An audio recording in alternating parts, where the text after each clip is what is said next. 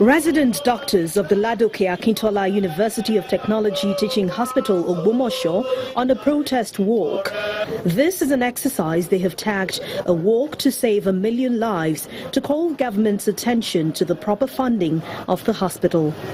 The hospital has had to grapple with sustenance with respect to starving of funds. Funds are not given to the hospital. Equipments are not supplied. Even the ones that are ordered for and supplied have not been installed. Infrastructures are there that have not been completed. The doctors also say no to half salary that they say has persisted for a few months. We are saying no to half salary.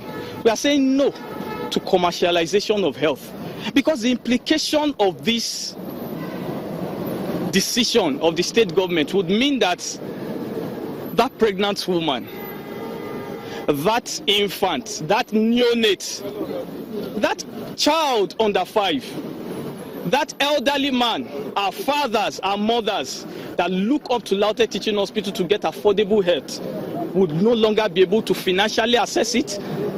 One of the patients in the hospital lends a voice to the protest, asking government to attend to the hospital's needs to avoid unnecessary loss of lives.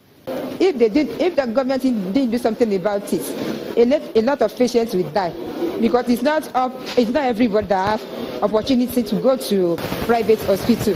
The medical practitioners at the 5-year-old institution also take their grievance to the traditional ruler of the town. I listen to what you have said, and by the grace of God, it's not me, it's God.